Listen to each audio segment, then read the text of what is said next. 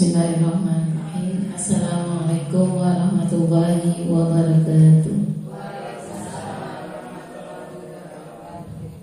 Kepada Ibu Kepala Sekolah SDN 2 Ngoyok yang kami hormati, serta teman-teman Dewan Guru yang saya hormati, marilah kita panjatkan puja dan puji syukur kehadirat Allah Subhanahu wa Ta'ala yang telah memberikan kita kenikmatan, kesempatan serta kesehatan sehingga pada siang hari ini kita dapat melaksanakan kegiatan diseminasi tanpa halangan suatu apapun. Shalawat serta salam marilah kita haturkan kepada junjungan kita Nabi Muhammad Sallallahu Alaihi Wasallam yang mana kita tunggu sahabatnya di hari kiamat nanti. Perkenalkan, di sini sebagai moderator akan membacakan susunan acara pada kegiatan pada siang hari ini. Acara yang pertama yaitu pembukaan, acara yang kedua yaitu inti, acara yang ketiga yaitu tanya jawab, dan acara yang keempat yaitu penutup. Marilah acara pada siang hari ini kita buka dengan bacaan basmalah bersama-sama. Bismillahirrahmanirrahim. Dilanjutkan dengan acara yang kedua yaitu inti, yaitu pemaparan, pemahaman dan penerapan budaya positif di sekolah sesuai dengan modul 1.4 pendidikan guru penggerak yang akan disampaikan oleh pemateri Ibu Susanti Dewi Lestari SPDSD. Kepada beliau kami persilahkan.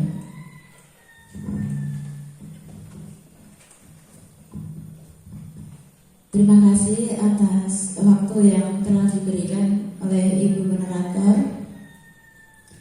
Bismillahirrahmanirrahim. Assalamualaikum warahmatullahi wabarakatuh. Yang saya hormati Ibu Kepala SD Negeri 2 Ngoyok, dan yang saya hormati Bapak Ibu Guru SD Negeri 2 Ngoyok. Pertama-tama marilah kita panjatkan puji syukur kehadirat Allah Subhanahu wa Ta'ala, karena berkat limpahan rahmatnya lah kita dapat berkumpul di ruang kelas 5 ini dalam keadaan sehat walafiat untuk mengikuti diseminasi pemahaman dan pengalaman penerapan budaya positif yang akan saya laksanakan. Bapak Ibu semua, di sini saya akan menyampaikan tujuan saya mengadakan kegiatan ini, kegiatan diseminasi, karena saya mendapatkan tugas yang merupakan aksi nyata. Jadi diseminasi ini adalah tugas aksi nyata saya, karena saya telah menyelesaikan paket modul 1, yaitu modul 1 yang terdiri dari beberapa submodul. Yang pertama yaitu submodul 1.1, yang kedua adalah modul 1.2, dan 1.3 yang terakhir adalah modul 1.4. Dalam modul 1.4 ini Bapak Ibu yang berisi tentang budaya positif. Di sini saya mendapatkan tugas untuk melakukan penjelasan tentang materi-materi atau teori-teori yang telah saya dapatkan tentang budaya positif yang saya lakukan di sekolah, yang berupa pengalaman ataupun penerapannya di kelas maupun di sekolah. Untuk yang pertama, saya mengucapkan selamat datang kepada para guru hebat. Mari belajar bersama, berkolaborasi, saling mendukung dan mewujudkan disiplin positif di sekolah kita tercinta.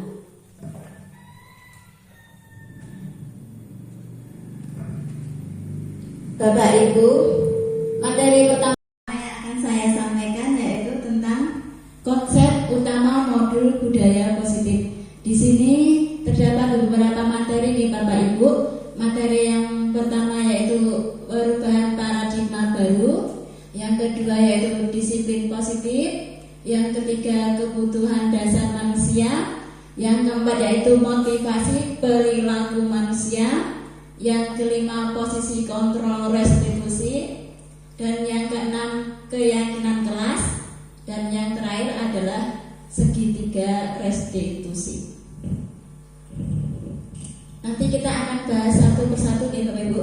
Tapi sebelumnya pasti Bapak Ibu juga sudah punya pengalaman tentang budaya positif nih. Sudah pernah? Nanti kita bisa saling sharing, saling berdiskusi dan belajar bersama. Sebelumnya saya mohon maaf, saya berdiri di sini bukan bermaksud untuk menggurui Bapak Ibu semua atau merasa lebih tahu atau merasa mempunyai ilmu yang lebih. Tidak seperti itu Bapak Ibu. Saya di sini hanya ingin mengajak Bapak Ibu untuk berdiskusi, saling sharing dan belajar bersama. Baiklah, kita bahas satu persatu. Yang pertama adalah tentang pembelajaran dengan paradigma baru. Pembelajaran dengan paradigma baru dirancang berdasarkan prinsip pembelajaran yang terdiferensiasi sehingga setiap siswa belajar sesuai dengan kebutuhan dari tahap perkembangannya untuk mewujudkan profil pelajar Pancasila.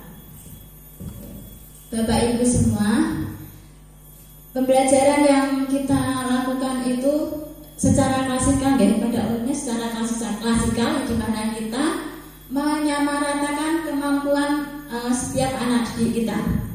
Jarang sekali kita bisa melihat perbedaan ataupun potensi yang ada pada anak didik kita. Padahal kita sudah melaksanakan kurikulum yang baru, yaitu kurikulum Merdeka, di mana pembelajaran di kurikulum Merdeka itu harus sudah melaksanakan pembelajaran yang berdiferensiasi. Apakah itu pembelajaran berdiferensiasi? Ada yang tahu? Pembelajaran berdiferensiasi itu adalah pembelajaran yang membuka kesempatan sebesar-besarnya untuk siswa kita untuk meningkatkan potensinya sesuai dengan kesiapan belajar, minat, bakat, dan profil belajar siswa tersebut.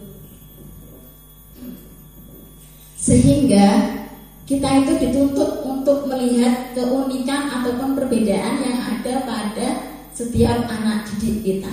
Jadi tidak boleh menyamaratakan kondisi-kondisi mereka, karena mereka itu mempunyai kodrat yang sendiri-sendiri.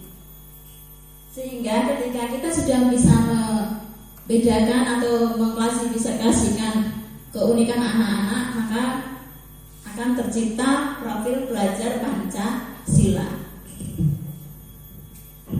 Bapak Ibu, seperti yang kita ketahui nih, profil pelajar Pancasila itu terdiri dari beberapa dimensi. Ada berapa dimensi Bapak Ibu? Ya, betul, ada 6. Yang pertama apa Bapak Ibu?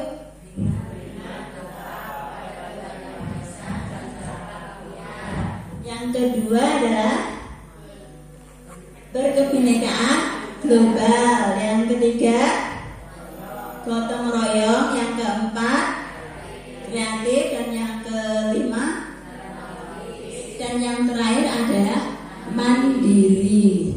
Jadi Bapak Ibu semuanya tentunya juga punya visi yang sama ya, yaitu visi yang mewujudkan profil pelajar Pancasila. Di sini saya ingin kita bergandengan tangan, bekerja bersama-sama dalam mewujudkan profil pelajar Pancasila.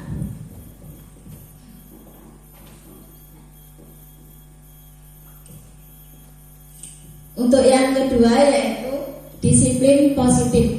Bapak Ibu pasti sudah tidak asing dengan kata disiplin ya. Menurut Bapak Ibu, disiplin itu apa? Ya, berarti kita harus bawahi peraturan deh. Dalam budaya kita, kata disiplin dimaknai menjadi sesuatu yang dilakukan seseorang pada orang lain untuk mendapatkan kepatuhan. Kita cenderung menghubungkan kata disiplin dengan ketidaknyamanan.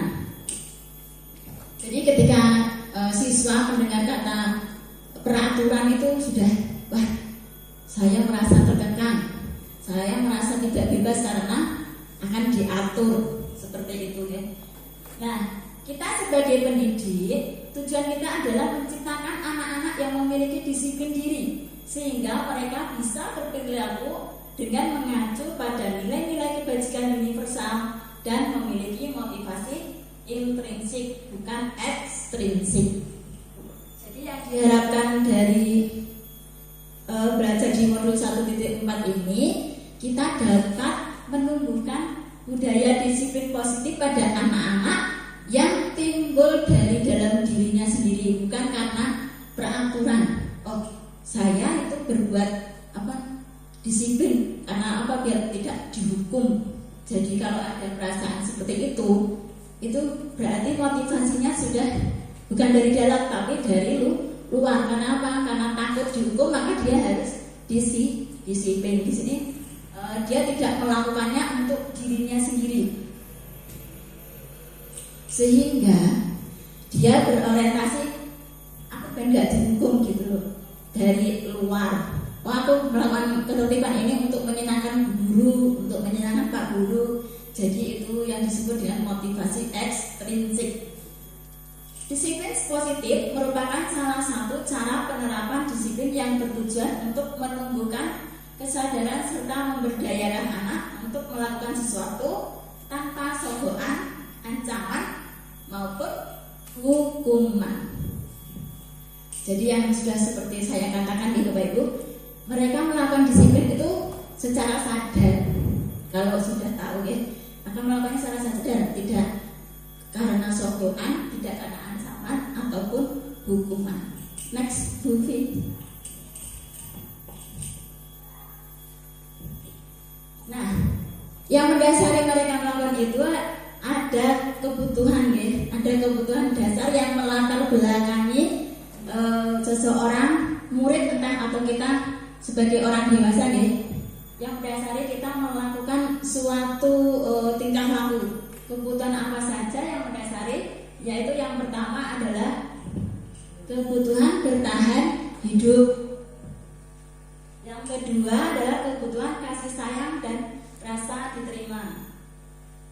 Yang ketiga kebutuhan penguasaan, dan yang keempat adalah kebutuhan kebebasan, dan yang terakhir adalah kebutuhan kesenangan.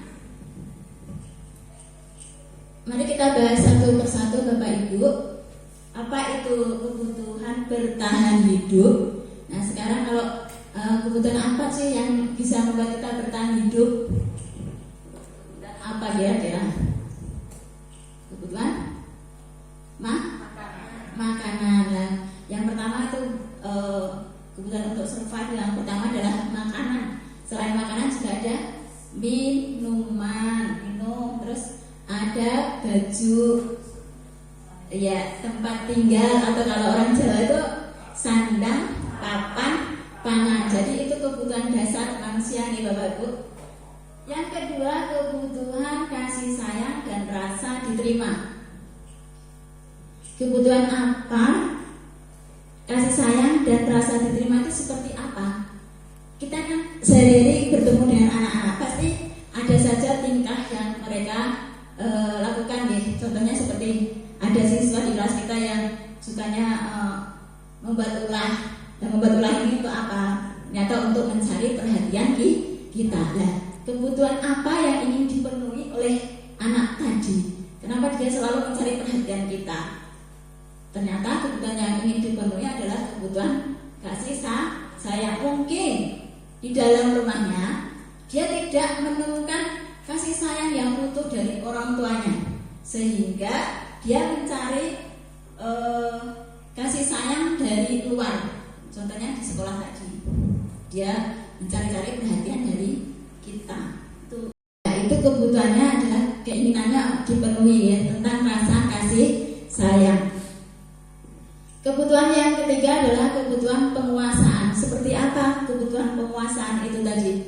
Kebutuhan penguasaan mungkin di sekolah kita ada, pasti setiap siswa itu ada. Yang bertingkah sesuka hati, mau menangnya sendiri pasti ada. Terutama di kelas 1 ya Bu, pasti terlihat itu masih mau menangnya sendiri, masih egois gitu. Kebutuhan apa yang ingin dia penuhi? Pokoknya sukanya menyuruh-nyuruh lah, itu untuk kelas yang tinggi ya, menyuruh-nyuruh adik kelas. Itu tujuannya apa? Sebenarnya kebutuhan apa yang ingin dia penuhi?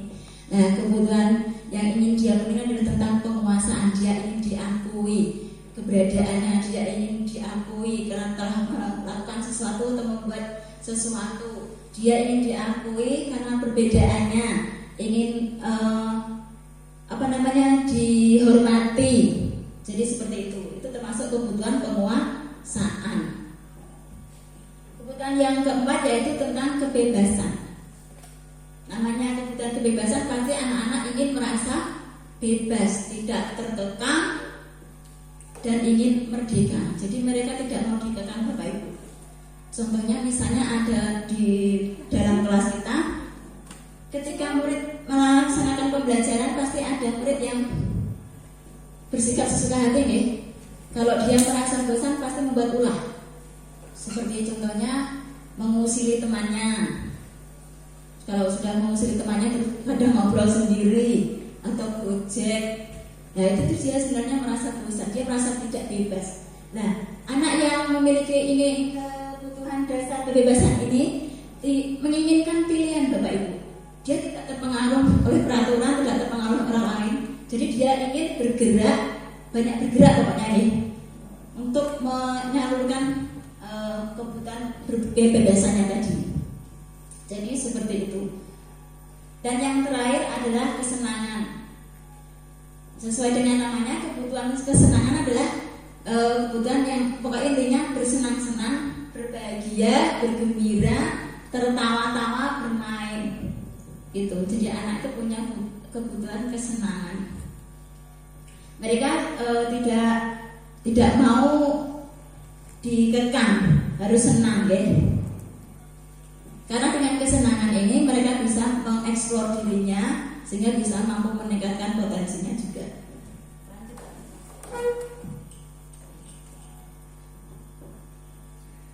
Nah, dari yang perilaku tadi akan menimbulkan motivasi perilaku manusia. Motivasi merupakan dorongan yang timbul pada diri seseorang secara sadar atau tidak sadar untuk melakukan suatu tindakan dengan tujuan tertentu. Jadi ada beberapa motivasi yang mendasari perilaku manusia. Motivasi itu kan merupakan dorongan ya, dorongan seseorang untuk melakukan sesuatu. Yang pertama yaitu menghindari ketidaknyamanan dan hukuman. Jadi murid melakukan disiplin diri karena ia takut dihukum. Jadi murid ini karena takut dihukum dia harus taat pada peraturan ya, harus disiplin. Nah, motivasi ini namanya motivasi ekstrinsik. Motivasi yang berasal dari luar karena dia takut dihukum tadi. Yang kedua yaitu mendapatkan imbalan atau penghargaan dari orang lain. Jadi siswa melakukan sesuatu untuk mengharapkan imbalan. Jadi melakukan sesuatu untuk mendapatkan imbalan dari ibu guru atau pak guru, mendapatkan hadiah. Jadi seperti itu. Kalau masih seperti itu, motivasi yang ada adalah motivasi ekstrinsik. Motivasi yang terakhir yaitu menghargai nilai-nilai kebajikan diri sendiri. Murid melakukan disiplin diri karena sadar akan nilai kebajikan dirinya. Jadi murid ini sadar nih Bapak Ibu, saya melakukan ini ya untuk diri saya sendiri. Misalnya saya harus datang tepat waktu. Ya ini untuk siapa? Ya untuk diri saya sendiri. Karena ketika si anak datang tepat waktu tidak terlambat kan, berarti suasananya juga tidak kemerungsung ya. Kalau coba kita bayangkan kalau kita terlambat ketika mengikuti ujian, pasti kan suasananya menjadi kemerungsung ya. Nah, anak juga seperti itu. Dia tidak akan merasa kemerungsung. Jadi tenang bawaannya. Nah, dalam tahapan ini motivasi yang timbul adalah motivasi intrinsik karena dia sadar ingin menjadi manusia yang baik, jadi dia tahu nilai kebajikan yang ada pada dirinya.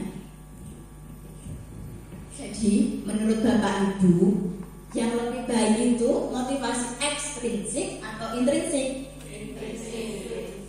Intrinsik ya, yang berasal dari dalam ya, yang seperti saya ketahui tadi bahwa sesuatu yang berasal dari dalam itu sifatnya akan langgeng atau lama. Beda dengan yang dari luar, apalagi yang diberi hadiah atau iming-iming. Pasti mereka melakukannya kalau dapat hadiah. Kalau tidak ada hadiah, apakah mereka mau melakukan?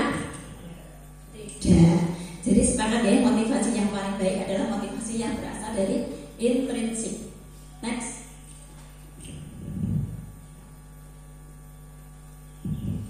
Materi selanjutnya yaitu konsep disiplin dengan identitas gagal. Kita kan sering ya Bapak Ibu menerapkan disiplin pada siswa dengan memberikan hukuman. Ya, betul. Pernah kan kita menghukum anak-anak? Pernah, saya sendiri juga pernah. Kenapa konsep disiplin dengan hukuman itu menjadi gagal? Kita pernah bertanya-tanya tidak? Aku padahal sudah mendisiplinkan anak dengan memberikan hukuman, tetapi kok anak ternyata tetap sama saja, tidak berubah. Itu pernah bertanya-tanya tidak? Pernah ya? Ternyata dari modul yang saya pelajari ya, ternyata konsep disiplin dengan hukuman itu banyak sekali efeknya Bapak Ibu. Efek yang pertama yaitu menyakitkan. Menyakitkan bagi siapa? Bagi si anak. Ketika kita menghukum anak, apalagi secara fisik, suruh lari lapangan 10 kali, itu menyakiti anak secara fisik. Kemudian kita memberikan hukuman dengan verbal. Verbal itu suara ya. Pasti anak-anak akan terluka hatinya. Ketika sudah terluka, dia akan menyimpan dendam. Jadi memberikan hukuman itu menyakitkan ya. Kalau anak sudah sakit hati kemudian menyimpan dendam pada kita tuh sudah sangat berbahaya sekali. Jadi tidak diperkenankan lagi karena siswa nanti akan jadi pendendam dan benci dengan kita. Efek yang selanjutnya yaitu tidak nyaman. Jadi siswa tidak nyaman dengan keberadaan kita, dengan adanya peraturan. Tidak akan betah berlama-lama dengan kita. Kemudian murid juga menjadi takut. Ketika kita memberi hukuman kepada anak, apalagi dengan hukuman yang keras, murid ketika bertemu dengan kita pasti akan menjadi takut, akan menghindar. Baru lihat keledangnya kita pasti sudah lari, ya, sudah takut. Kemudian hukuman juga bersifat memaksa dan murid menyembunyikan kesalahan. Nah, ini malah justru membuat panjang efeknya ya. Kalau murid sudah menyembunyikan kesalahan, berarti kan dia sudah belajar untuk tidak jujur.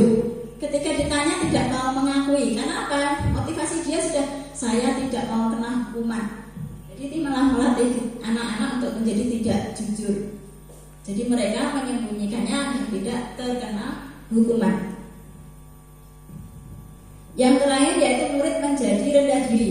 Nah, ketika kita memberikan hukuman apalagi di depan teman-temannya ya, mungkin teman-temannya akan menertawakannya, terus mengejeknya, bahkan sampai membulinya. Nah, ini efeknya kemana? Ke mental anak. Jadi anak mental illness nih, mereka akan menjadi pribadi yang rendah diri, seperti tertutup, jadi seperti itu. Efek dari hukuman. Kemudian penghargaan. Kalau dulu saya misalnya dapat hadiah pasti suka ya. Ternyata di materi ini penghargaan itu ternyata tidak efektif Bapak Ibu. Kalau dulu pasti masa kecil kita sekolah dapat hadiah suka ya, merasa bangga. Ternyata penghargaan untuk penerapan konsep disiplin ini tidak efektif. Karena apa? Yang pertama, merusak hubungan. Bagaimana bisa merusak hubungan? Ketika siswa mendapatkan hadiah diumumkan di depan teman-temannya, mungkin ada ketika murid mendapatkan hadiah atau reward yang diumumkan di depan teman-temannya, mungkin ada teman yang merasakan iri. Kalau sudah iri, pasti dia akan menjauhi temannya tadi. Padahal tadinya baik-baik saja, berlakukan pertemanan, tapi karena dia mendapat hadiah dan mendapat reward, hubungan pertemanannya menjadi rusak. Nah, ini yang juga termasuk bahaya ya, karena menimbulkan rasa iri. Yang ketiga yaitu mematikan kreativitas. Bagaimana penghargaan itu bisa mematikan kreativitas? Karena apa Bapak Ibu? Padahal diberi penghargaan, padahal diberi reward, diberi hadiah, kok bisa mematikan kreativitas? itu karena mereka terus membatasi dirinya. Ketika siswa mendapatkan reward, lah aku begini saja sudah mendapat hadiah. Jadi dia seperti membangun tembok yang tinggi untuk membatasi dirinya. Aku sudah dapat hadiah dari guru begini saja, ya udah aku tidak akan berusaha maksimal. Padahal kalau dia tidak diberi iming-iming reward tadi, dia bisa melakukan sesuatu yang lebih lagi. Jadi pemberian penghargaan ini ternyata bisa mematikan kreativitas ya. Jadi anak sebenarnya bisa melakukan hal yang lebih dari yang tadi karena kita memberikan penghargaan. Jadi mereka membatasi dirinya. Kemudian lanjutnya yaitu menghukum dengan sistem ranking. Dan di kurikulum Merdeka yang sekarang ini kita sudah jalankan, sudah tidak ada perankingan ya Bapak Ibu ya. Sudah tidak ada ranking karena ternyata ranking itu termasuk hukuman. Yang lanjutnya yaitu merampas hak menghargai dirinya. Contohnya, kenapa penghargaan itu bisa merampas hak menghargai dirinya? Contoh misalnya ada siswa kelas 1 yang tadinya masih membaca per kata, kemudian dia suatu saat sudah bisa membaca satu kalimat panjang. Nah, dia itu sebenarnya sudah merasa puas, sudah merasa bangga dengan dirinya. Mungkin dia ada motivasi lagi untuk lebih bisa membaca bacaan yang lebih banyak lagi. Tetapi ketika kita mengetahui bahwa si anak tadi ternyata sudah bisa membaca satu kalimat dengan lancar, terus kita memberikan penghargaan kepada si anak, maka dia akan mengubah motivasinya itu. Aku bisa baca lancar, dapat hadiah. Nah, seperti itu. Kemudian aku kalau begini lagi belajar lebih rajin pasti dapat hadiah. Nah, dia akan mengubah motivasinya menjadi mendapatkan hadiah. Jadi dia tidak lagi menghargai dirinya sendiri. Jadi dengan penghargaan ini anak-anak kehilangan atau terampaskan hak untuk menghargai dirinya. Sebenarnya tidak usah diberi reward. Anak-anak itu sebenarnya di dalam hatinya sudah bangga dengan dirinya sendiri. Lanjutnya, nah sekarang konsep disiplin dengan identitas sukses. Konsep disiplin dengan identitas sukses itu ada konsekuensi dan restitusi. Di dalam konsekuensi itu ada penguatan jangka pendek. Misalnya di dalam kelas tuh anak-anak kan suka bergerak ke sana kemari deh. Tiba-tiba ada murid yang menumpahkan minuman temannya. Apa yang akan dilakukan Bapak Ibu? Pasti Bapak Ibu kan langsung menyuruh untuk membersihkannya deh. Otomatis itu. Di sini anak-anak akan melakukan apa yang kita suruh, yaitu membersihkan minumnya yang tumpah tadi. Terus di dalam konsekuensi juga ada monitoring berkelanjutan. Jadi ketika si anak tadi yang menumpahkan minum sudah kita suruh membersihkan tadi ya, itu terus kita monitoring. Bagaimana misalnya contohnya Mas Andi yang menumpahkan minumnya tadi. Bagaimana Mas Andi? Kelasnya sudah dibersihkan. Si anak pasti akan menjawab, belum Bu, masih cari kempel. Coba cari kempel di belakang sana. Terus kita monitoring terus ya. Jadi siswa akan terus kita awasi sampai dia bisa menyelesaikan masalahnya. Kita memberikan stimulus. Yang menumpahkan minum tadi kita stimulus. Loh kok menumpahkan minum tuh Mas Andi? Sana cari kain pel. Baik Bu, saya akan cari pohon. Nah itu murid merespon karena kita menstimulus dengan memberikan perintah tadi. Di konsekuensi murid menghormati peraturan. Jadi dia tahu kalau saya melakukan kesalahan itu dia harus mempertanggungjawabkannya.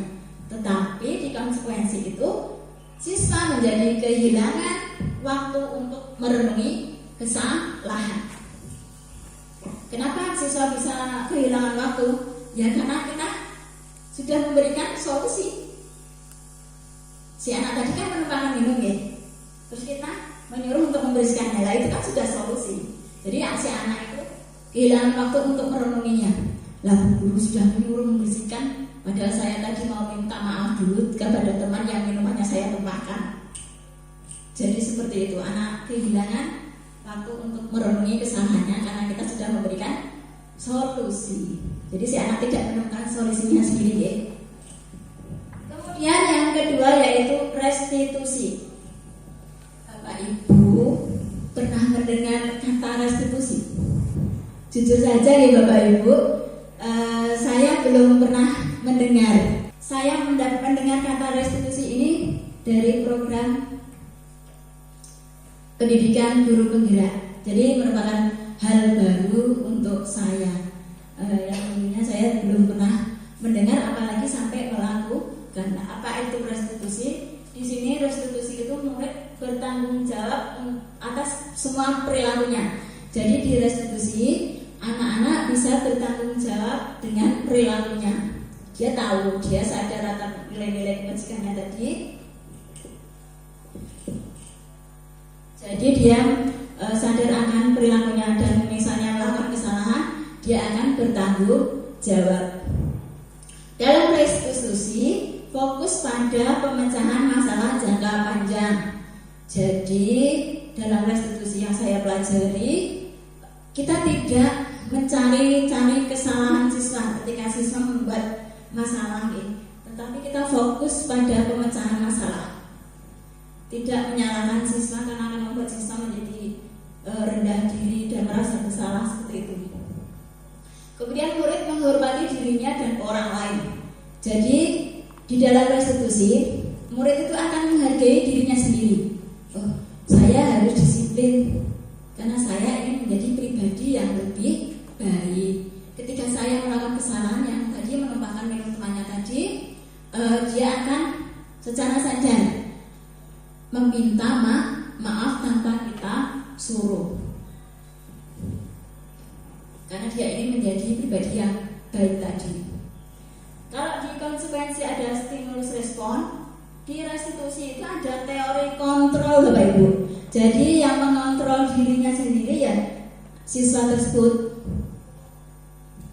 Kemudian yang terakhir yaitu murid bersemangat memperbaiki kesalahan. Jadi ketika kita menangani siswa yang bermasalah tadi, dia akan menyelesaikan masalahnya dengan semangat tanpa paksaan, beda dengan hukuman tadi.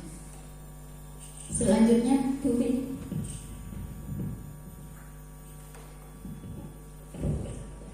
Materi berikutnya yaitu konsep disiplin dengan pendekatan restitusi. Sebuah cara menanamkan disiplin positif pada murid. Apa arti dari restitusi itu? Restitusi adalah proses menciptakan kondisi bagi murid untuk memperbaiki kesalahan mereka, sehingga mereka bisa kembali pada kelompok mereka dengan karakter yang lebih kuat. Ini dinyatakan oleh Gosen tahun 2004. Ciri-ciri restitusi itu apa saja? Yang pertama yaitu bukan menebus kesalahan, namun belajar dari kesalahan. Jadi ketika siswa melakukan pelanggaran di dalam restitusi ini, dari kesalahan tersebut tadi kita contohkan yang murid menumpahkan minum tadi ya. Nah, dari murid yang menumpahkan minum tadi kenapa bisa tumpah? Nah, mungkin karena dia sedang tergesa-gesa sehingga menyenggol minuman teman-temannya. Di sini kita tidak menyalahkan siswa tersebut, tapi kita tuntun dengan memberikan beberapa pertanyaan agar dia menemukan solusinya dan bisa belajar dari kesalahan yang telah dia perbuat. Berarti hasil pelajarannya apa? Oh, berarti aku harus lebih hati-hati sehingga tidak menyenggol minuman teman-temannya. Yang kedua, memperbaiki hubungan. Dan yang ketiga, tawaran bukan paksaan. Di dalam restitusi itu kita memberikan tawaran kepada siswa, bukan memaksa. Kamu tuh harus begini, kamu harus begitu, sesuai dengan keinginan kita. Tetapi kita berikan tawaran kepada siswa tersebut dengan memberikan pertanyaan-pertanyaan yang bermakna, sehingga sehingga siswa itu jadi tahu, oh aku harus begini, mencari solusi seperti itu. Lanjutnya menuntut untuk melihat ke dalam diri. Kemudian mencari kebutuhan dasar yang mendasari tindakan. Jadi kita menggali kebutuhan apa yang sebenarnya ini bisa dipenuhi oleh siswa tadi. Terus fokus pada karakter bukan tindakan. Kemudian menguatkan dan fokus pada solusi. Jadi ketika siswa melakukan kesalahan itu kita tidak boleh menyalahkan, tapi kita kuatkan dulu dan fokus pada mencari solusi. Selanjutnya, dan Bapak Ibu, ini saya ajak untuk melihat perbedaan dari apa yang telah kita pelajari tadi ya. Perbedaan dari hukuman, konsekuensi, dan restitusi dari contoh kasus siswa yang sering tidak mengerjakan PR. Kalau hukuman bagaimana? Guru menghukum siswa tersebut hormat bendera selama 10 menit. Apakah ada kaitannya dengan kegiatan tidak mengerjakan PR, Bapak Ibu? Ini tidak ada kaitannya ya. Siswa tidak mengerjakan PR, tapi kenapa diberi hukuman yang tidak bermakna, yaitu hormat kepada bendera selama 10 menit. Ini tidak ada kaitannya dengan tugasnya tadi. Guru marah dan murid jadi takut. Nah, yang kedua, konsekuensi. Guru memberikan konsekuensi untuk mengerjakan PR-nya saat istirahat atau dikerjakan sebanyak 3 kali lipat. Jadi siswa tadi yang tidak mengerjakan PR itu diberikan konsekuensi, yaitu mengerjakan PR ketika istirahat. Ini masih ada kaitannya ya, hukumannya ya, penting ya. Masih ada kaitannya dengan mengerjakan PR, jadi menyambung ya. Murid bisa mengerjakan PR walaupun tidak istirahat, yaitu sudah merupakan konsekuensinya karena dia tidak mengerjakan PR. Jadi dia tidak boleh istirahat, harus mengerjakan PR-nya, atau disuruh menulis sebanyak 3 kali lipat. Jadi ini saya kira masih bermanfaat untuk anak ya. Anak jadi bisa mengerjakan PR walaupun dia kehilangan waktu untuk istirahat. Di sini guru tegas dan siswa menghormati peraturan. Dia tahu konsekuensinya. Oh, aku nggarap PR, berarti aku kudu nggarap PR walaupun tidak dapat waktu untuk istirahat. Bapak Ibu, ternyata di sini saya tuh merasa ada yang paling baik dari hukuman dan konsekuensi, yaitu adalah restitusi. Solusi yang paling baik itu menggunakan restitusi, Bapak Ibu. Di restitusi, guru menanyakan keyakinan kelas atau dirinya dan membantu siswa menyelesaikan masalahnya. Jadi di sini kita kembali ke dalam keyakinan kelas dengan menanyakan kepada siswa. Jadi kita beri pertanyaan-pertanyaan bermakna pada siswa. Setelah kita sepakati, kira-kira kalau tidak mengerjakan PR itu melanggar keyakinan kelas? Tidak. Jadi diajak berdiskusi seperti itu, sehingga nanti siswa akan menyelesaikan masalah. Di sini guru terbuka dan siswa menghormati dirinya dan orang lain. Lanjut lagi. Nah, dalam materi berikutnya ada 5 posisi kontrol restitusi. Saya ingin mengetahui di mana posisi kita, Bapak Ibu. Posisi yang pertama adalah sebagai penghukum. Posisi yang kedua adalah rasa bersalah. Posisi ketiga adalah teman. Posisi keempat adalah pemantau. Dan posisi kelima adalah manajer. Kira-kira Bapak dan Ibu pernah berada di posisi mana? Kalau saya pernah jadi di posisi penghukum dan teman. Kalau Bapak Ibu? Teman. Benar biasanya? Oh, penghukum. Berarti rata-rata kita itu mana ya? Berada di posisi penghukum ya? Iya Bapak Ibu, ini adalah sebenarnya tahapan untuk mencapai tahapan manajer itu. Kita memang mulai dari penghukum. Rata-rata hampir semua kita pernah menjadi penghukum. Untuk menjadi manajer itu kita harus melalui langkah-langkah ini. Tidak ujuk-ujuk jadi di manajer, karena di proses manajer itu sudah di tahapan paling tinggi. Kita tidak emosi, kita tidak suka menyalahkan, tidak mencari-cari kesalahan. Jadi itu di posisi manajer seperti itu. Ya, kita akan lihat nanti perbedaannya. Materinya next.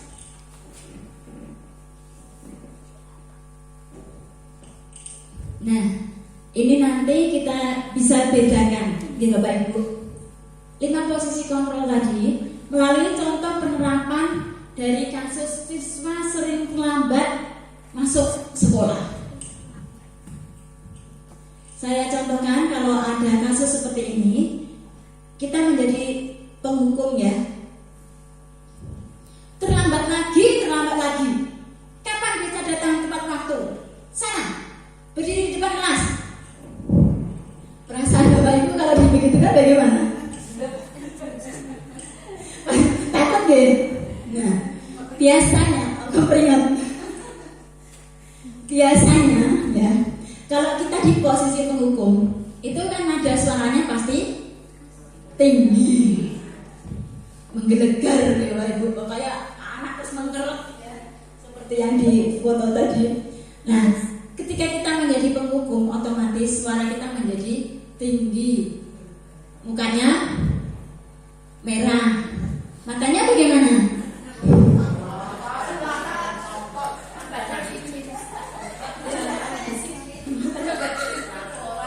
Oh, matanya sih nggak bisa melotot ya.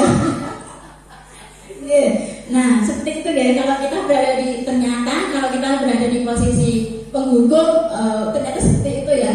Kita suaranya melengking, melotot, jadi siswa menjadi takut. Nah, posisi yang berikutnya yaitu membuat rasa bersalah. Dari contoh kasus siswa yang sering terlambat masuk sekolah, ada guru yang dalam posisi membuat rasa bersalah. Kamu ini bagaimana ya? Kamu sudah berjanji sama ibu untuk tidak terlambat. Kenapa kamu senang sekali mengecewakan ibu? Ibu benar-benar kecewa sama kamu. Di dalam posisi membuat rasa bersalah ini, si guru itu tidak akan mengeluarkan suara yang keras dan tinggi. Dia itu lemah lembut suaranya Bapak Ibu, tetapi kata-katanya menohok sehingga membuat kita merasa bersalah, merasa menjadi orang yang tidak berguna. Di garis bawahnya ini, ibu benar-benar kecewa sama kamu. Nah, itu efeknya ke diri anak, dia akan merasa seperti orang tidak berguna, walaupun diucapkan dengan kata-kata yang lembut atau halus. Posisi yang ketiga yaitu teman. Ayolah, bagaimana sih kamu? Kemarin kamu sudah janji sama ibu, kenapa terlambat lagi? Itu mukanya sambil tertawa ibu. Jadi dia tertawa ringan ya. Ya sudah, duduk sana, nanti bu guru bantu. Itu juga sambil senyum. Jadi di posisi teman ini memang tidak mengeluarkan emosi kita, karena di dalam posisi ini seperti tidak ada gap atau jarak antara siswa dan guru. Dan ini efeknya Bapak Ibu, kalau kita bersikap seperti teman kepada anak didik kita, murid kita nanti akan menjadi ketergantungan pada kita. Karena dia akan melakukan sesuatu karena aku dibantu bundari. Jadi nanti kawan bundari aku gak manut.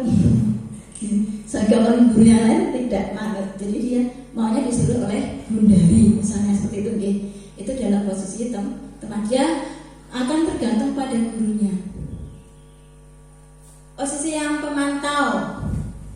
Kalau di posisi pemantau itu kamu sudah melanggar apa peraturan dan konsekuensinya. Ini biasanya dia bermuka datar, suaranya juga datar. Ini adalah tipe pemantau, slow dia ya. Kemudian yang terakhir adalah manajer. Di posisi manajer, dia akan bertanya, apakah kamu tahu kesalahanmu? Kira-kira bagaimana kamu akan memperbaiki kesalahan ini? Jadi murid itu diajak berdiskusi. Dia yang pertama tidak akan menyalahkan murid itu, Ibu. Akan mengajak berdiskusi. Kenapa?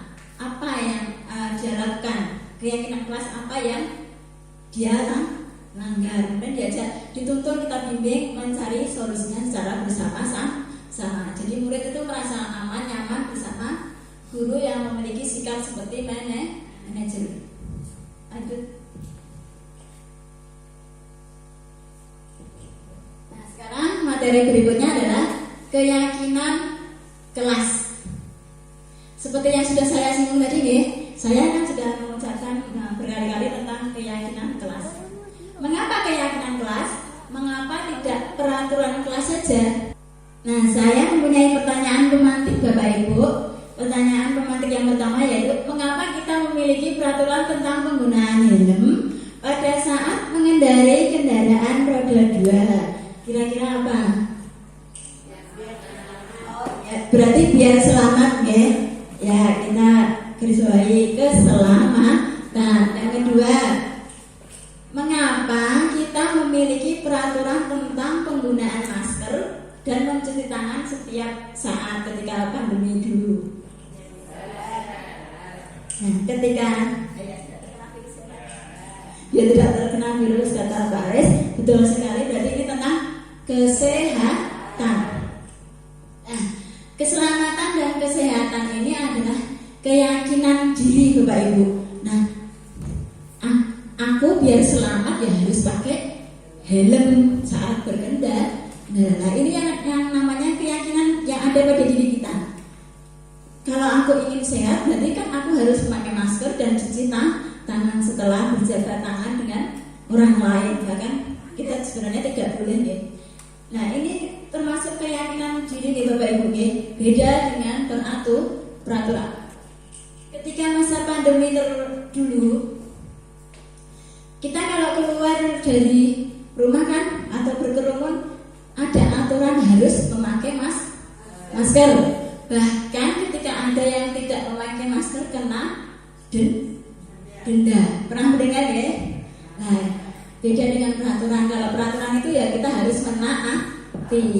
Tapi kalau keyakinan kan seperti yang tadi saya utarakan, ya kalau pengen selamat ya harus memakai helm. Kalau peraturannya tidak. Jadi kalau peraturan itu mengikat, kalau dilaksanakan ya kita selamat, aman.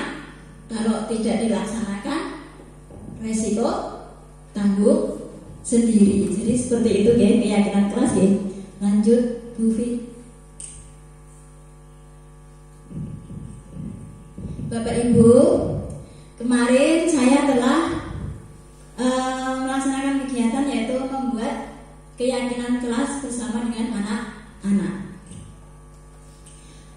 Keyakinan kelas yang saya buat, langkah yang pertama saya lakukan adalah mengajak anak-anak berdiskusi dan membagikan kertas post-it. Nah, di dalam kertas post-it ini anak-anak akan menuangkan semua ide yang ada di kepalanya, kemudian ditulis ke dalam kertas post-it. Setelah ide semuanya ditulis oleh anak-anak, saya kumpulkan menjadi satu di papan tulis untuk didiskusikan secara bersama-sama, memilih keyakinan kelas yang akan kita sepakati. Jadi setelah semuanya jadi keyakinan kelasnya itu, maka saya akan mengubahnya ke dalam desain.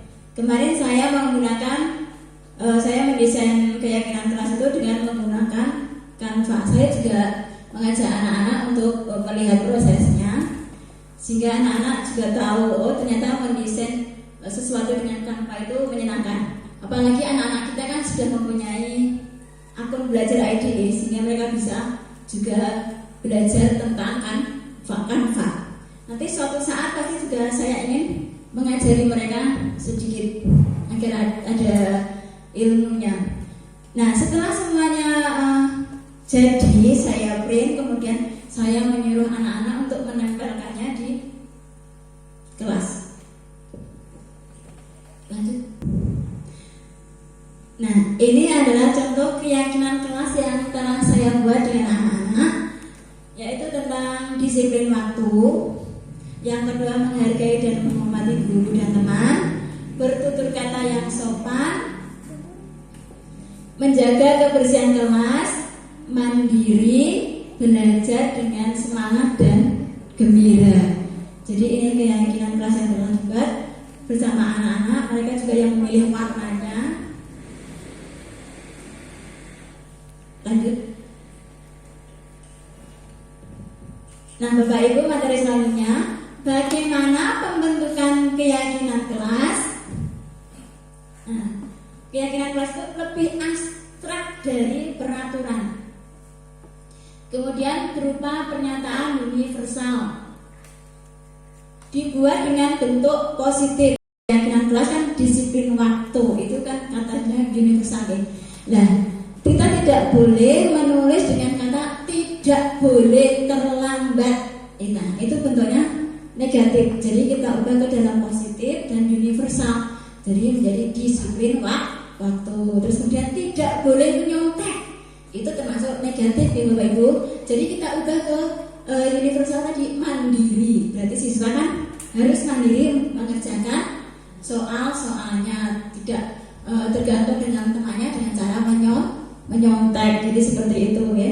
Sedikit saja agar mudah diingat. Jadi kalau kita membuat keyakinan kelas itu tidak menggunakan kalimat yang panjang-panjang ya. Karena apa? Beresiko untuk anak tidak ingat. Jadi kita membuatnya pendek, disiplin waktu, mandiri, menjaga kebersihan. Jadi seperti itu. Sesuai dengan kondisi kelas dan sekolah agar mudah diterapkan. Jadi ketika kita membuat keyakinan kelas itu kita harus menyesuaikan dengan kondisi kelas kita masing-masing. Ya tidak mungkin sama kan kondisi kelas antara kelas saya dengan Bu Is, antara kelas saya dengan Bu Sri atau Bu Yun. Jadi tidak akan sama. Jadi kita menyesuaikan dengan kondisi kelas masing-masing ya Bapak Ibu agar mudah untuk diterapkan dan dilaksanakan. Yang terakhir yaitu semua warga kelas atau sekolah dilibatkan saat membuat keyakinan kelas. Jadi kita tidak boleh memutuskan sendiri apa yang akan jadi keyakinan kelas. Kita harus melibatkan seluruh warga kelas ataupun sekolah. Nah, kita mulai dari yang kecil dulu ya, itu dengan cara membuat keyakinan kelas ya. Ini program ya, prosesnya sedikit demi sedikit nih. Tidak bisa langsung kita menerapkan membuat keyakinan sekolah terlalu besar ya. Makanya kita mulai dari yang paling kecil dulu yaitu kelas kita. Nanti kalau kelas kita sudah bisa menerapkan budaya positif tersebut, sedikit-sedikit kita akan membuat keyakinan sekolah. Jadi seperti itu. Nah, di sini Bapak Ibu, saya ingin mengajak Bapak Ibu nanti untuk membuat keyakinan kelasnya masing-masing ya. Biar apa? Biar disiplin positif kita itu nanti bisa menyeluruh. Kita bersama-sama membuat keyakinan kelas, kemudian ditempel di kelasnya masing-masing, sehingga ketika kita mendapati siswa yang melanggar keyakinan, itu kita mempunyai patokan. Mas Andi terlambat. Keyakinan kelas apa yang kira-kira akan melanggar Mas Andi? Ya, kita bisa melihat dalam keyakinan kelas tadi nih, yaitu disiplin waktu. Nah, itu menjadi patokan kita untuk menyelesaikan masalah yang terjadi di kelas kita. Jadi bagaimana Bapak Ibu kira-kira Bapak Ibu setuju untuk membuat keyakinan kelas? Insya Allah ya, semoga bisa membuat keyakinan kelas, karena keyakinan kelas ini merupakan salah satu cara kita untuk membantu kita untuk menyelesaikan masalah yang ada. Selanjutnya Bu. Nah, Bapak Ibu, setelah kita belajar membuat keyakinan kelas tadi yang menjadi patokan kita, langkah selanjutnya yaitu segitiga restitusi. Nah, di segitiga restitusi ini sendiri ternyata adalah cara kita menyelesaikan masalah. Di segitiga restitusi ini ada beberapa tahapan-tahapan untuk menyelesaikan masalah. Tahapan yang pertama yaitu menstabilkan identitas. Apa itu menstabilkan identitas? Di sini kita tidak mencari kesalahan dari siswa. Ketika siswa melakukan pelanggaran, kita tidak mencari kesalahannya, tetapi kita stabilkan dulu identitasnya. Bagaimana? Kita dengan mengucapkan manusia pernah melakukan kesalahan. Kesalahan yang terpenting kita bisa belajar dari kesalahan tersebut. Jadi kita kembalikan identitasnya biar tidak down. Sebenarnya anak itu ketika tahu melanggar itu anak-anak sebenarnya sudah merasa ketakutan, sudah merasa down ya. Jadi tugas kita di segitiga restitusi ini langkah pertama yaitu menstabilkan identitas biar anak tidak terlalu down ya Bapak Ibu. Kita semua akan melakukan hal terbaik yang bisa kita lakukan. Nah, jadi itu dalam tahapan menstabilkan identitas. Tahapan yang kedua yaitu validasi tindakan yang salah. Ya, jadi di validasi tindakan yang salah ini kita menggali alasan apa dibalik dia tadi contohnya tidak mengerjakan PR-nya. Alasan apa dibalik dia tidak mengerjakan PR. Jadi kita gali, kita analisis ya, supaya tahu. Jadi seperti itu. Yang terakhir yaitu dengan menanyakan keyakinan. Seperti yang telah kita bahas ya di tahapan yang terakhir yaitu menanyakan keyakinan. Jadi kita kembalikan ke keyakinan kelas. Kalau kamu tidak mengerjakan PR, kira-kira melanggar keyakinan kelas atau tidak? Nanti siswa menjawab melanggar. Terus apa yang akan kamu lakukan untuk memperbaiki masalah ini? Nah, berarti kan dia nanti kalau saya pulang sekolah langsung saya kerjakan PR-nya biar tidak lupa. Karena kemarin itu saya itu asik nonton HP mau jadi lupa sama PR-nya. Setelah nonton HP langsung tidur. Jadi seperti itu. Kita menanyakan keyakinan. Nah, ketika sudah menanyakan keyakinan nanti akan muncul solusinya. Nah, Bapak Ibu, lanjut materinya. Nah, Bapak Ibu semua, kemarin saya sudah melakukan menerapkan restitusi ya, segitiga restitusi. Kalau diklik nunggu disimak ya. Iya Bu. Coba menurut ingatanmu kamu sudah terlalu berapa? 3 kali Bu. Sampai kelas 1 mau analisis kesalahan kan? Iya. Oke, bersama masih lagi. Yang pertama yang penting kita bisa belajar dari kesalahan.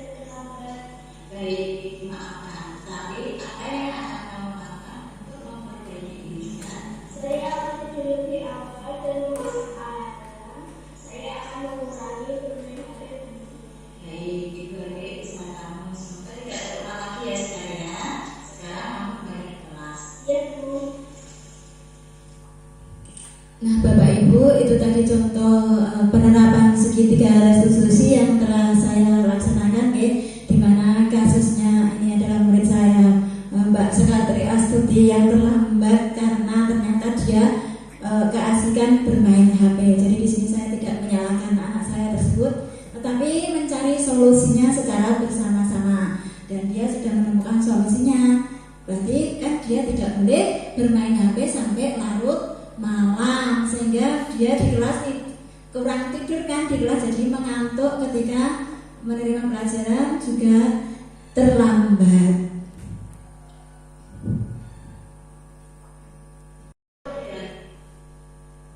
Bapak Ibu, ini sudah dalam penghujung ya, karena sudah sampai dalam materi restitusi, dalam materi yang terakhir saya pelajari dalam modul 1.4. Dalam penerapan program disiplin positif, hendaknya guru memiliki standar kepribadian, profesional, dan sosial yang baik, di mana guru mampu berefleksi pada posisi kontrolnya saat ini, bagaimana perjalanan dirinya sebagai seorang among atau posisi manajer yang menuntun murid-murid menjadi insan yang mandiri, merdeka, dan bertanggung jawab. Nah, Bapak Ibu, semoga sesi belajar kita hari ini membawa manfaat, mampu mewujudkan siswa yang berakhlak mulia, berkarakter sesuai dengan profil belajar Pancasila. Nah, sebelum saya akhiri, saya mempunyai pantun Bapak Ibu. Cuci baju di atas papan, papannya pinjam nenek Uti. Hanya ini yang bisa saya sampaikan. Silakan bertanya bagi yang belum mengerti. Burung dara, burung cendrawasih, bisa dicari dulu di Papua. Cukup sekian dan terima kasih. Semoga bermanfaat untuk kita semua. Demikianlah tadi diseminasi yang telah saya lakukan. Mungkin banyak kurangnya, dan saya berterima kasih kepada Bapak Ibu semua karena sudah mau meluangkan waktu dalam kegiatan diseminasi yang saya lakukan. Saya mohon maaf jika ada kesalahan dalam menyampaikan diseminasi ini. Saya akhiri. Wassalamualaikum warahmatullahi wabarakatuh. Waktu saya kembalikan ke Ibu Moderator. Ya, cara selanjutnya yaitu sesi tanya jawab. Monggo kepada Bapak Ibu guru yang akan bertanya. Silakan. Ya, please.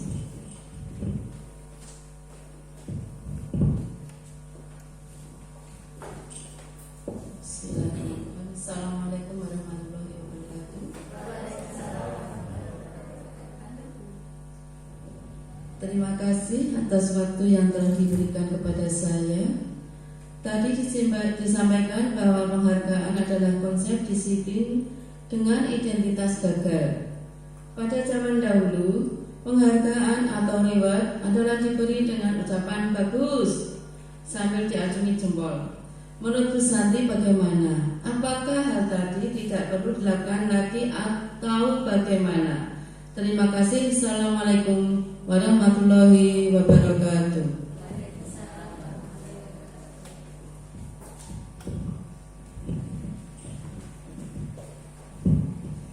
Terima kasih atas pertanyaan yang telah diberikan Bu Isti.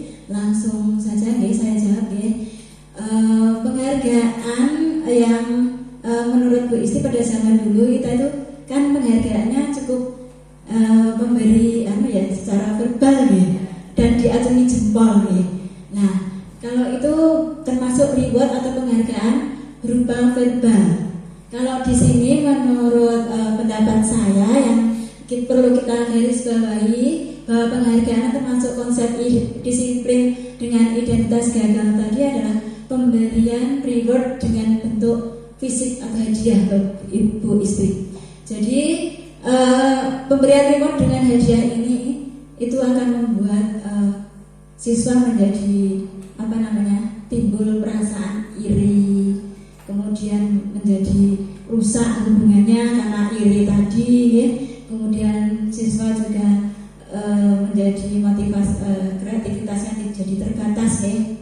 kreativitas siswa jadi terbatas, sehingga konsep penghargaan secara bentuk ini adalah menurut saya ya tidak perlu diberikan. Tetapi kalau bentuk reward, penghargaan secara verbal itu masih bisa diberikan ya.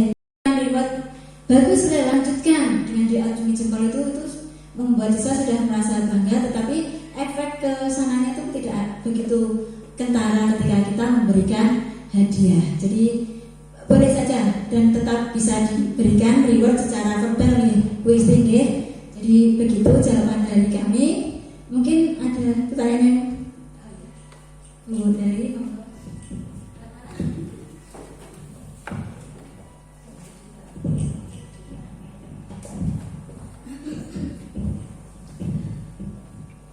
Terima kasih atas waktu yang diberikan kepada saya. Terkait dengan keyakinan kelas, saya sangat setuju dengan apa yang dikatakan Bu Santi, bahwa kita juga harus membuat kesepakatan kelas yang kemudian kita tempel di ruang kelas kita masing-masing. Tetapi terkadang di luar dugaan, anak-anak sering melakukan kesalahan di luar keyakinan kelas yang telah disepakati, dan bahkan jika diingatkan itu ngeyel, dan takutnya itu akan membuat kita bingung menentukan langkah selanjutnya. Lalu apa yang harus kita lakukan untuk bisa mendisiplinkan siswa tersebut? Terima kasih Bu Santi.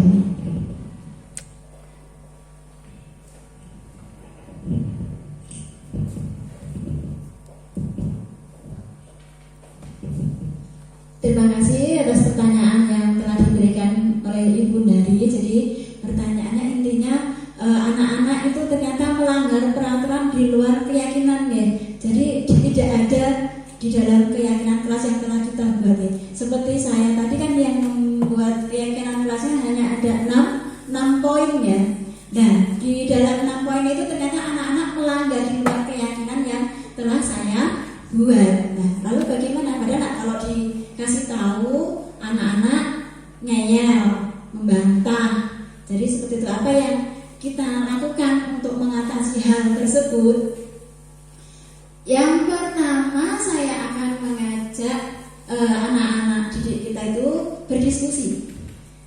Anak-anak melakukan kesalahan atau melanggar aturan itu di luar keyakinan yang telah kita buat.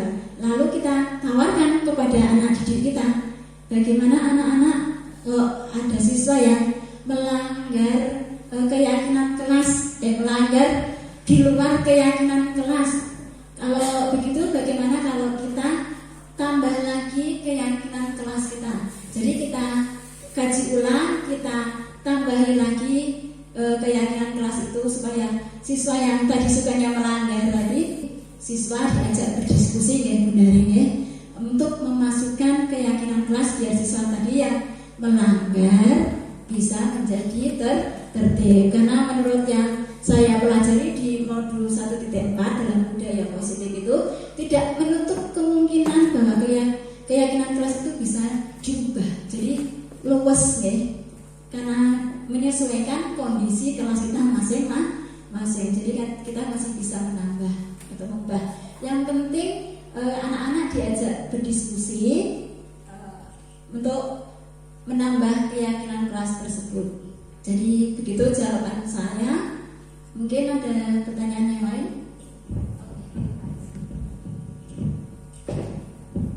Terima kasih atas waktu yang telah diberikan. Saya tidak akan bertanya Bu Santi, tetapi saya hanya ingin menanggapi apa yang telah disampaikan oleh Bu Santi merupakan hal baru bagi saya. Seperti restitusi tadi, kami juga baru mendengar hal tersebut. Karena pada zaman saya, kami hanya mengenal hukuman dan konsekuensi, berbeda dengan restitusi yang merupakan hal baru. Ini menjadi tambahan ilmu bagi kami.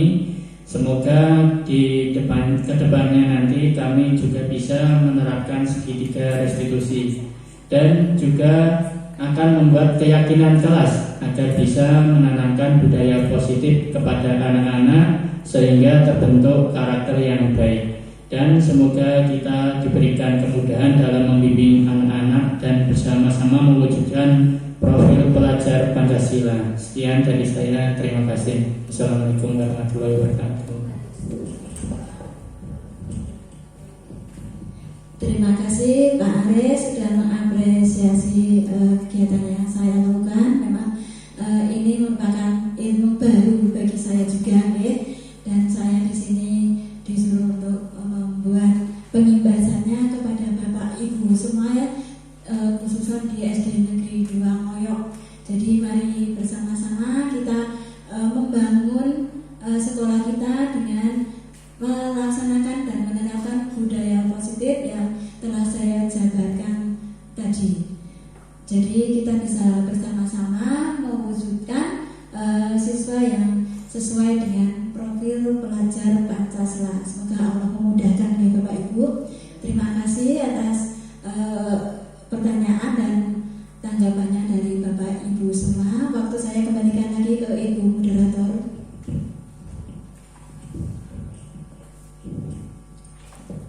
Acara selanjutnya yaitu penutup. Demikianlah tadi acara diseminasi yang telah dilaksanakan. Semoga bermanfaat bagi kita semua. Di sini saya sebagai moderator mohon maaf apabila terdapat banyak kesalahan dalam memandu acara. Bila taufiq. Wassalamualaikum warahmatullahi wabarakatuh.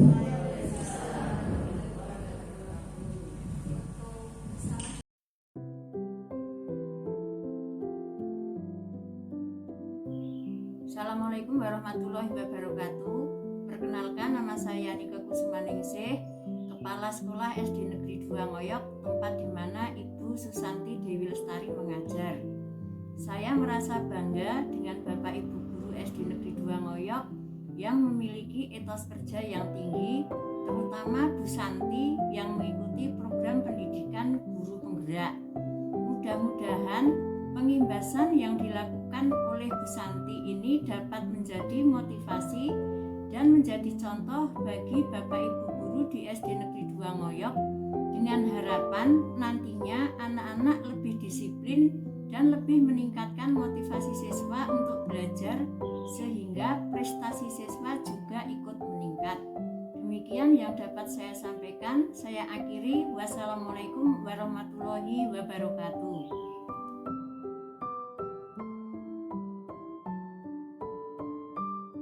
Assalamualaikum warahmatullahi wabarakatuh. Perkenalkan, nama saya Yuni Rustantini, rekan kerja Bu Santi di SDN 2 Ngoyok. Menurut saya, apa yang disampaikan oleh Bu Santi mengenai budaya positif itu sangat bagus untuk diterapkan di sekolah, terutama disiplin positif untuk siswa. Karena masih banyak siswa di sekolah ini melaksanakan disiplin, tapi karena motivasi ekstrinsik bukan intrinsik, yaitu dari dalam dirinya sendiri. Kami juga menjadi tahu bagaimana posisi kita terhadap murid kita. Apakah menjadi penghukum, pembuat rasa bersalah, teman, pemantau, atau manajer. Kemudian bagaimana cara kita menanamkan disiplin dari dalam diri siswa dan juga dari kita sendiri. Semoga dari adanya diseminasi ini bisa kita terapkan bersama-sama di sekolah kita, mewujudkan siswa sesuai profil pelajar Pancasila. Saya kira hanya itu yang dapat saya sampaikan. Saya akhiri. Wassalamualaikum warahmatullahi wabarakatuh.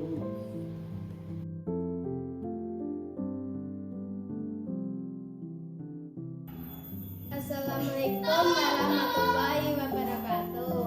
Perkenalkan, nama saya Alicia. Saya murid kelas 5 SD Negeri 2 Ngoyok.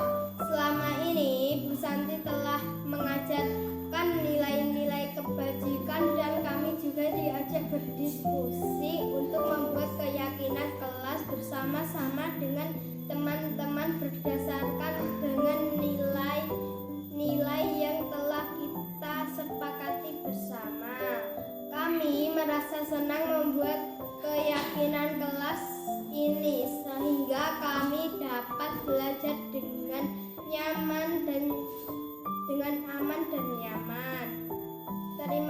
Bu Santi. Wassalamualaikum warahmatullahi wabarakatuh.